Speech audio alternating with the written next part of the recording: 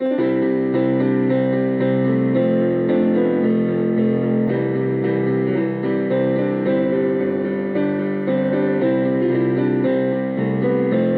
CSS Arkansas was a Confederate ironclad river gunboat that served on the western front of the American Civil War. The casemate was made up of 2 layers of 1-inch railroad iron above a layer of wood and compressed cotton. However, deck and hull underneath the waterline was wood, as iron was scarce in the Confederacy. The ironclad was powered by 2 propellers and could go around 13 kilometers an hour on a good day. This is a cutaway view of the ironclad's gun deck. The CSS Arkansas was armed with 10 cannons consisting of Columbite smoothbores, 6.4-inch Brooke rifles, and Dahlgren smoothbore guns.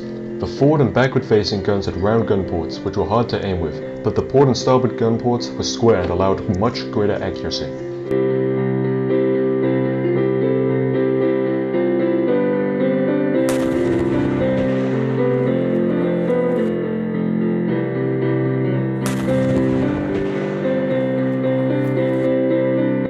The ironclad CSS Arkansas, along with a sister ship, the CSS Tennessee, were ordered to be built by Stephen R. Mallory, the Confederate States Secretary of the Navy. They were to be built by John T. Shirley at Memphis, Tennessee, August 1861, to defend the Mississippi River. The CSS Arkansas would be laid down in October. Naval architect John L. Porter and gun designer John M. Brooke would also help in the design of the ironclad. CSS Arkansas was short on workers to build her. There were only 8 out of the 100 requested. By May 7, 1862, the ironclad was mostly complete. The boilers were on board but had not been installed. Because of the threat of Union advance, she was to be towed away from Memphis to Greenwood, Mississippi. By May 10th, she had arrived at Greenwood to be completed. On the 26th of May, Lieutenant Isaac Brown was appointed captain of the Arkansas. He was to report to Greenwood immediately and complete the ship regardless of cost. When Brown arrived, he was disappointed that only 5 men were working on the ship. Brown convinced some local Confederate units and local men to join the crew, and convinced some slave owners to loan their slaves to help build the ship as well. However, Brown still needed more workers, so he floated the ship to Yazoo City, where men volunteered to help and plantation owners volunteered their slaves and metalworking tools. 14 forges were available at Yazoo City, compared with only 1 at Greenwood. Now operational, the ironclad was moved to Liverpool Landing, a town that no longer exists. To defend it from Union attack, a raft barrier was in place on the river. When the CSS Arkansas arrived, she found 2 Confederate gunboats burning. Nothing could be salvaged, but the crews were added to the Arkansas. The ironclad stayed at Liverpool Landing, fixing some issues with the engine until July 12th, when the raft barrier was cut and the ironclad moved to Satasha, Mississippi, with a riverboat, St. Mary. Captain Brown stopped the ship by the side of a river to let the powder in the magazine dry. Steam from the engines had dampened it. The CSS Arkansas would stay there overnight, intending to surprise Union vessels in the morning at Vicksburg. Confederate deserters had alerted the Union forces at Vicksburg that the CSS Arkansas was on the Yazoo River. Commodore David G. Farragut sent 3 gunboats to meet it, believing that the ironclad was still at Liverpool Landing and incomplete.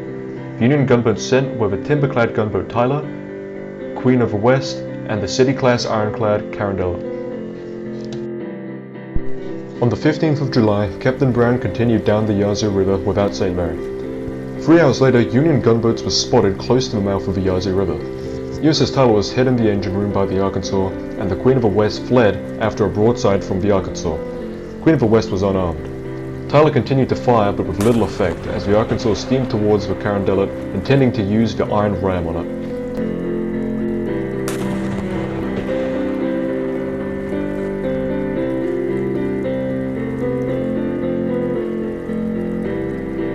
The Carandella turned to flee, exposing its rear. The steering ropes were hit and the Union gunboat ran into the riverbank. Brown then ordered a broadside at point-blank range on the Carandella, which disabled her, all while receiving small arms fire from the Tyler. She was now to steam past the Union fleet to reach Vicksburg. Brown closed the gun ports and weaved in between Union ships at extremely close ranges as to not allow Union rams to gain momentum for a hit. Brown had stayed on the roof of the casemate and in the pilot house the entire time to have a greater visibility in the smoke. The Arkansas just about escaped the Union fleet and managed to make it to Vicksburg, where the gunboat and her crew received a great welcome. But 30 crewmen had been killed or wounded so far. While docked at Vicksburg, the rest of the crew repaired and resupplied the ship whilst under fire from Union mortar boats. The Arkansas came under a final attack at Vicksburg on the 22nd of July 1862. It faced off against the USS Essex, Queen of the West, and USS Sumter. Due to a lack of coordination, the Union vessels all ran aground after failed ram attempts on the Arkansas. On the 6th of August at the Battle of Baton Rouge, Louisiana, the Confederate ironclad was scuttled by a crew to prevent capture as the ironclad had had one too many engine failures, and the USS Essex was on its way.